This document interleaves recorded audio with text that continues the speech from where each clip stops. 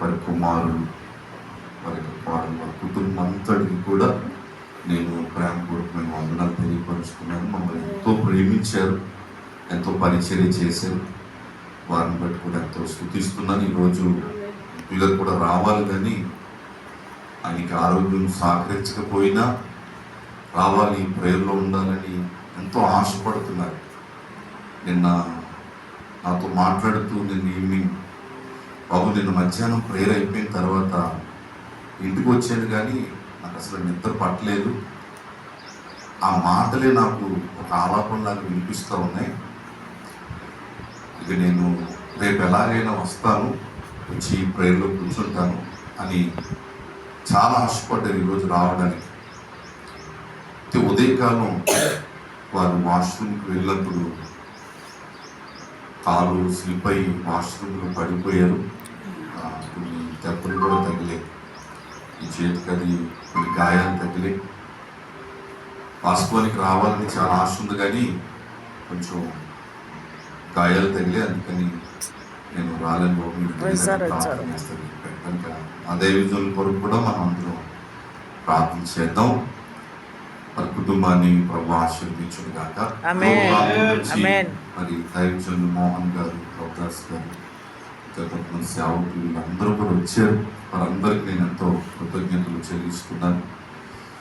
ఏదేమైనా కొద్దిమంది అయినా మనం ప్రభు సన్నిధిలో ఈ 3 రోజుల నుంచి గడుపుతున్నాం. పిలువబడిన వారు ఎంతో మంది ఉంటారు, కానీ ఏర్పరచబడిన వారు అన్నట్టుగా అది ప్రభు మనల్ని ఏర్పరచుకున్నారేమో ఈ 3 దినాలు ప్రభు సన్నిధిలో గడపడానికి. మనం అందరం కూడా ధన్యులు. ఆమేన్. నేను నిలబడి దేవుని వాక్యాన్ని ప్రకటిస్తున్న ప్రతిసారి కూడా నేను ఎన్నో విషయాలు నేర్చుకుంటాను. ఎందుకంటే వాక్యము 2 అంచులు కలిగిన ఖడ్గము.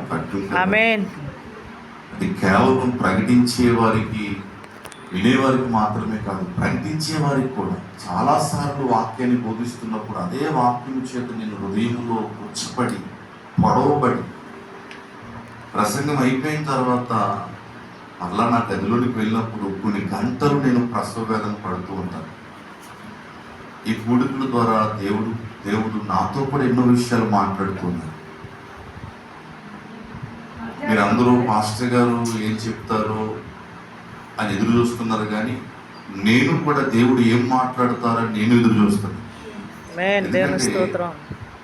ఇక్కడ మాట్లాడడానికి వచ్చే ప్రతిసారి నేను ఇది మాట్లాడాలి అని సిద్ధపడి వచ్చి మాట్లాడేది అయితే కాదు. నేను నిలబడుతున్నప్పుడు ఆత్మలో నుంచి ప్రభు మాట్లాడుతూ ఉన్నారు. అలా మాట్లాడుతున్నప్పుడు ఆ మాటలు ఇతరుల యొక్క ఆత్మలోనికి వెళ్తాయి. సేవ ఎప్పుడు కూడా ఆత్మలో నుంచే చేయబడాలి. ఎందుకంటే ఆత్మలకి పరిచర్య చేయడానికే మనం అందరూ పిలువబడ్డాం. పాత నిబంధన అంతా వారు శరీరానికి చేశారు. వారు అర్పించిన బలి అర్పణలు కావచ్చు, సేవ కావచ్చు, అంతా శరీరానికి మాత్రమే చేయబడింది. వారు అర్పించిన ప్రతి బలి అర్పణ శరీరాన్ని మాత్రమే శుద్ధి చేసింది. కానీ క్రీస్తు వచ్చినప్పుడు క్రీస్తు బలి అర్పణ మనస్సాక్షిని ఎంతో ఎక్కువగా శుద్ధి చేసింది, ఆత్మను శుద్ధి చేసింది. మొట్టమొదటిగా మన ప్రభు అయిన ప్రధాన యాజకుడైన యేసుక్రీస్తు ప్రభువు ఆత్మలోనికి ప్రవేశించి ఆత్మను శుద్ధి చేసి ఆత్మను సంపూర్ణం చేసి ఆత్మకు ఆయన పరిచర్య చేశాడు. ఆయన ప్రారంభించిన పరిచర్య అపోస్తులకు ఇచ్చాడు. అపోస్తులకి కూడా ఆత్మలకు పరిచర్య చేయడానికి దేవుడు సామర్థ్యం ఇచ్చాడు. పాత నిబంధనలో ఉన్న భక్తులకి మనకి ఉన్న తేడా ఏంటంటే వారు శరీరానికి చేస్తే మనము ఆత్మలకు చేస్తున్నాం. ఆమేన్. హల్లెలూయా. హల్లెలూయా. ఆత్మలకు చేసే ధన్యత, సామర్థ్యం పౌలు 2 కొరింథీ 3 అధ్యాయాన్ని ప్రారంభించినప్పుడు అదే చెప్పాడు. ఆయన పరిచర్య వ్యత్యాసం గురించి మాట్లాడుతూ అదే చెప్పాడు. ఆత్మలకు పరిచర్య చేయడానికి దేవుని వలన మేము సామర్థ్యం పొందుకున్నామన్నాడు. ఆత్మలకు పరిచర్య చేసే ధన్యత దేవుడు మనకి ఇచ్చాడు. ఆత్మలో నుంచి వస్తున్నవి ఇతరుల యొక్క ఆత్మల్ని ప్రభావితం చేస్తాయి. మనం ఇతరుల యొక్క ఆత్మల్ని తాకాలి, ఆత్మలను రక్షించాలి, ఆత్మల్ని బలపరచాలి, ఆత్మలను రూపాంతరపరచాలి, ఆత్మలను సిద్ధపరచాలి. చేసే సేవ అంతా ఆత్మ సంబంధమైందే. హల్లెలూయా. హల్లెలూయా. ఆత్మ గురించి బోధించాలి, బోధ కూడా ఆత్మ గురించే.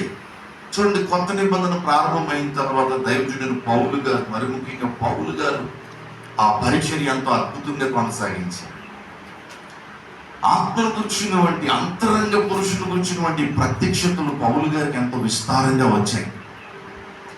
ఈ పౌలు గారు అంతరంగ పురుషుని గురించి, తిరిగి జన్మించిన ఆత్మ గురించి, నూతన సృష్టి గురించి, దేవుని బీజాన్ని కలిగి, దేవుని నవీన స్వభావాన్ని కలిగి, దేవుని నీతి, దేవుని పరిశుద్ధత కలిగి, దేవుని జీవాన్ని కలిగి ఉన్న, దేవుణ్ణే కలిగి ఉన్న ఈ లోనున్న అంతరంగ పురుషుని గురించి పౌలు గారు సంఘానికి ఎంతో విస్తారంగా బోధించాడు.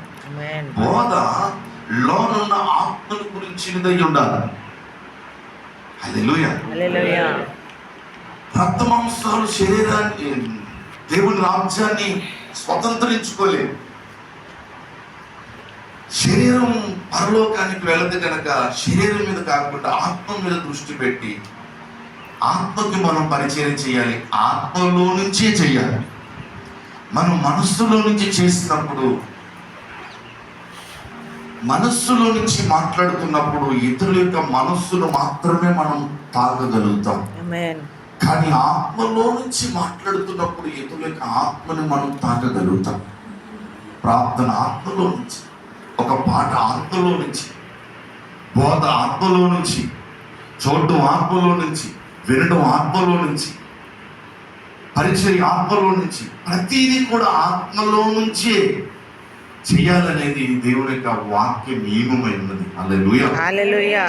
చాలాసార్లు మన శరీరం బలహీనమైనప్పుడు, నాకు శరీరంలో అంత ఆరోగ్యం ఉన్నప్పుడు, బలం ఉన్నప్పుడు నేను ఎంత సేవ చేసానో, ఇప్పుడు నా శరీరం బలహీనమైపోయింది, నేను సేవ చేయలేకపోతాను, నా వల్ల కావట్లేదు అని చాలాసార్లు సేవకులైన మనం ఇలా మాట్లాడతాం. కానీ నువ్వు చేసే సేవ శరీరంతో కాదు కదా.